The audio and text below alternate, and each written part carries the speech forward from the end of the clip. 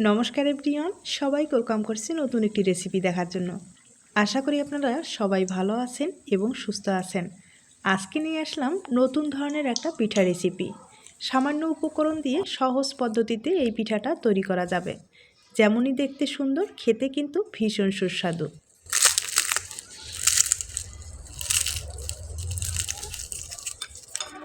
একবারে মুসমুসে খাস্তা একটা নতুন ধরনের পিঠা রেসিপি কোনো রকম ঝামেলা ছাড়া তৈরি করে নিতে পারবেন। এবার আসি মূল রেসিপিতে, আশা করি ভালো লাগবে। প্রথমেই একটা পাত্রে আমি 150 গ্রাম আটা ব্যবহার করলাম। আটার পরিবর্তে আপনারা ময়দাও ব্যবহার করতে পারেন। এরপরে 100 গ্রাম এখানে সুজি ব্যবহার করলাম। সুজিটা কিন্তু অবশ্যই লাগবে, সুজিটা দিলে খাস্তা হবে, খেতেও ভালো লাগবে। স্বাদ মতো লবণ দিয়ে দিলাম, 1 চামচ চিনি ব্যবহার করলাম। সব কিছু উপকরণ ভালোভাবে মিশানোর পরে এখানে আমি 3 টেবিল চামচ ঘি ব্যবহার করলাম। ঘিটা ব্যবহার করলে পিঠার ফ্লেভারটাও যেমন ভালো আসবে, খেতেও ভালো লাগবে। এখন হাত দিয়ে খুব ভালোভাবে মেখে নিতে হবে।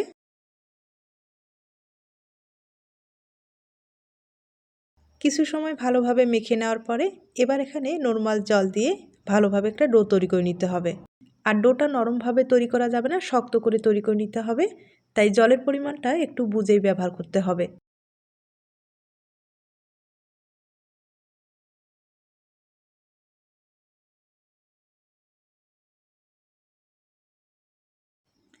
ডোটা আমি খুব ভালোভাবে তৈরি করে নিলাম। এবার সব কিছু সেট হওয়ার জন্য 10 মিনিটের মতো রেস্টে রেখে দিতে হবে। একটা ঢাকনা অবশ্যই ব্যবহার করতে হবে। আর এর ফাঁকে আমি পুরটা তৈরি করে নেব।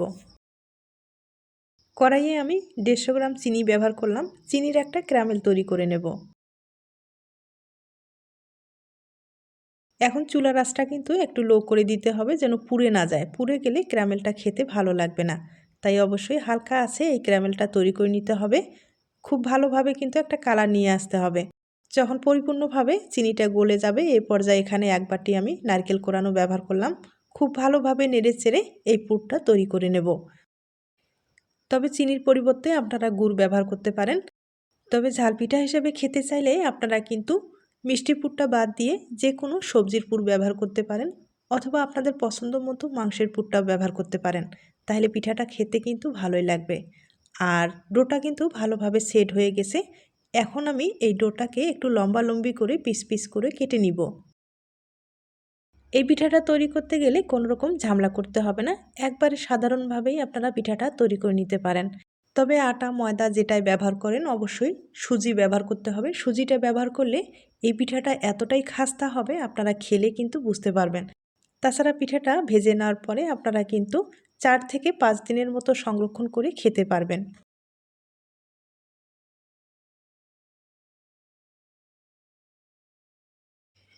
আবারও লিচিগুলোকে ছোট ছোট করে ডো তৈরি করে নিলাম। আর এখন এই ডোগুলো বেলে নিতে হবে।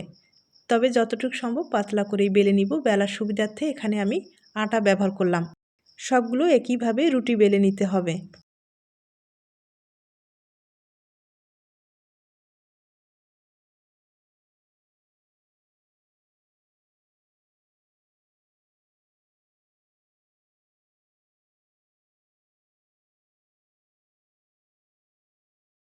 সবগুলো রুটি আমি একইভাবে বেলে নিলাম।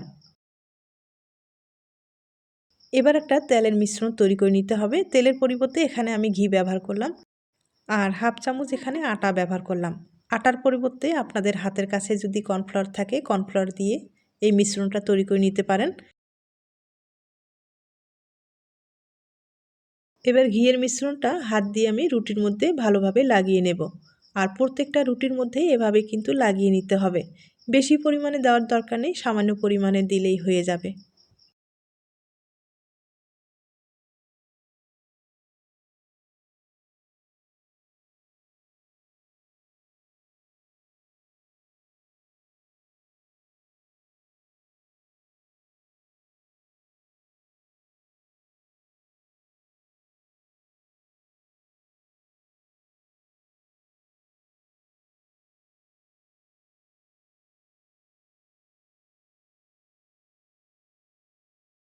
আমি ধাপে ধাপে প্রত্যেকটা রুটির মধ্যে ঘিয়ের মিশ্রণটা লাগিয়ে নিলাম। আর লাগিয়ে নেওয়ার পরে এবার কিন্তু টাইট করে একপাশে ধরে মুড়িয়ে নিতে হবে। তবে অবশ্যই এই কাজটা কিন্তু একটু ধৈর্য সহকারে করতে হবে আর টাইট করে ভালোভাবে মুড়িয়ে নিতে হবে, তাহলে প্রত্যেকটা লেয়ার কিন্তু বোঝা যাবে, পিঠাটা দেখতে ভালো লাগবে।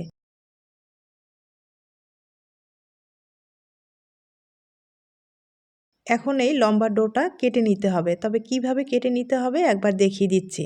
আমি একটা ছুরির সাহায্যে লম্বালম্বি করে ডোটাকে কেটে নিব। তবে ছুরি দিয়ে কিন্তু একবারে কাটা যাবে না, আড়াআড়িভাবে কেটে নিতে হবে। আড়াআড়িভাবে কেটে নিলে লেয়ারগুলো কিন্তু প্রত্যেকটাই ভালোভাবে ফুটে উঠবে।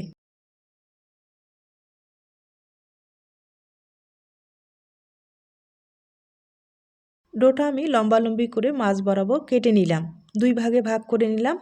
এখন এই ডোগুলো আবার কিন্তু পিস পিস করে কেটে নিতে হবে, মানে যে কয়েকটা পিস আপনারা করতে চান এখন কিন্তু করতে পারেন, সমস্যা নেই। ছোট অথবা বড় করে পিঠা তৈরি করে নিতে পারেন।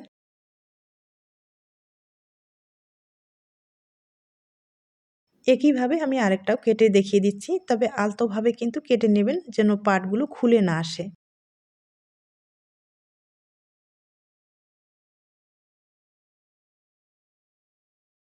সবগুলো কেটে নেওয়া হয়ে গেছে, এবার এগুলো দিয়ে পিঠা তৈরি করে নিতে হবে।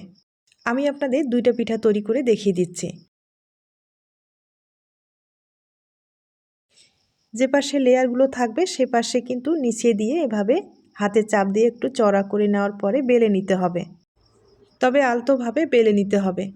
এখানে কিন্তু কোনো রকম চাপ দিয়ে বেলানো যাবে না। এখন পিঠাটা আপনারা কিন্তু বড় ছোট করে তৈরি করে নিতে পারেন। আমি পাতলা করে বেলে নিলাম আর পুর মাঝখানে কিন্তু দিয়ে দিব। এরপরে পিঠাটাকে ভাঁজ করে নেব আর একটা বাটির সাহায্যে শেপে কিন্তু কেটে নিব। আপনারা যে কোনো শেপ এখন তৈরি করে নিতে পারেন। এরপরে বাড়তি যে অংশটা আছে সেগুলো কিন্তু কেটে বাদ দিয়ে দিতে হবে। একটা পুলি পিঠার শেপে কিন্তু আমি তৈরি করে নিলাম। আর এখন সামান্য একটু ডিজাইন তৈরি করে নেব। তবে আপনারা চাইলে এভাবেই পিঠাটা রেখে দিতে পারেন। আর আমি সাইডের অংশগুলো একটু কেটে ডিজাইন তৈরি করে নেব। তার জন্য পাতলা একটা টিন ব্যবহার করব আর সাইডের অংশগুলো এভাবেই ডিজাইন তৈরি করে নেব, তাহলে পিঠাটা দেখতে ভালো লাগবে।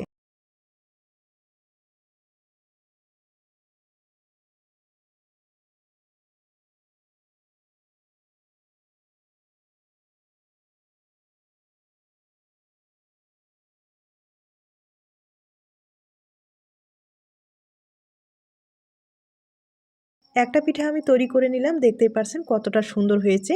একইভাবে আমি আরেকটা তৈরি করে আপনাদের দেখিয়ে দিচ্ছি।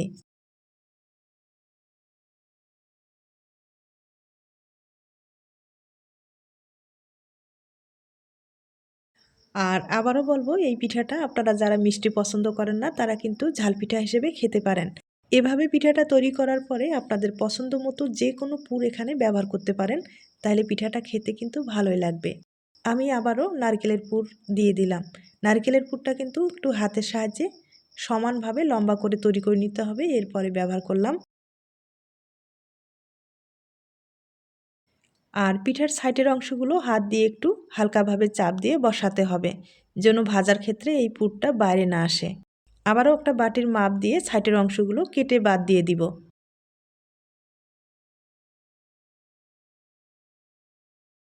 এই পিঠাগুলো যখন তৈরি করবেন একবারে কিন্তু অনেকগুলো আপনারা তৈরি করার পরে একসাথেই ভেজে নিতে পারেন।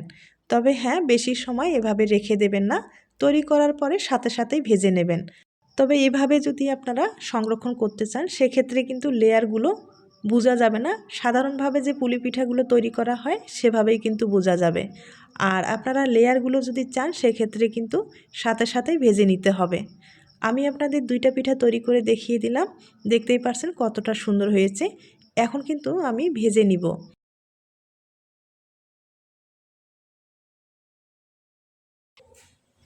আর এই পিঠাগুলো হালকা আঁচে ভেজে নিতে হবে, এখানে কিন্তু তাড়াহুড়া করা যাবে না।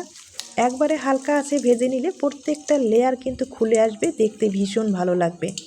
আমি আপনাদের ভেজে দেখিয়ে দিচ্ছি।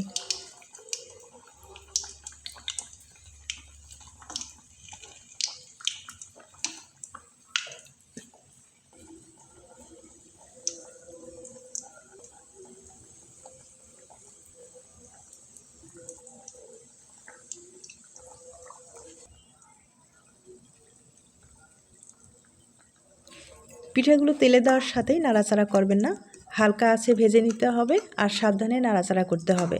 যখন এক পাশে হয়ে যাবে তখন কিন্তু উল্টে পাল্টে একবারে মুচমুচে করে ভেজে নিতে হবে।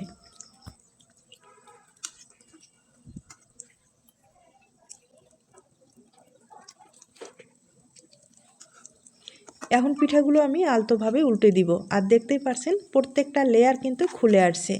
এভাবে উল্টে পাল্টে একবারে মুচমুচে করে ভেজে নিব।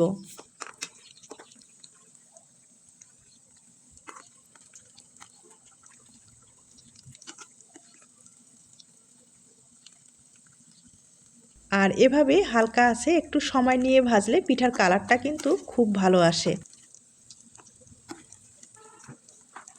এভাবে আমি একটু সময় নিয়ে একবারে মুচমুচে করে ভেজে নিলাম, আর দেখতেই পাচ্ছেন কালারটাও কিন্তু খুব ভালো এসেছে।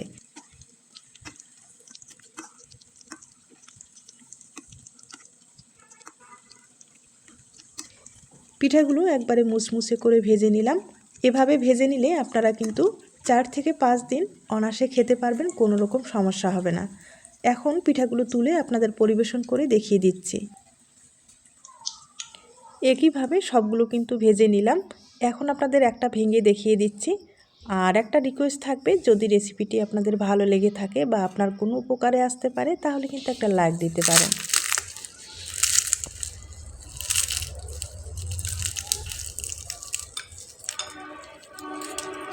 আর দেখতেই পাচ্ছেন পিঠাটা কতটা মুচমুচে হয়েছে, একবারে কিন্তু খাস্তা হয়েছে। এরকম ধরনের পিঠা খেতে লাগবে দুর্দান্ত। অবশ্যই বাড়িতে ট্রাই করে দেখতে পারেন। আজ তাহলে এ পর্যন্ত, নতুন কোনো রেসিপির সাথে আবার দেখা হবে। সবাই ভালো থাকবেন, সুস্থ থাকবেন এবং নিরাপদে থাকবেন।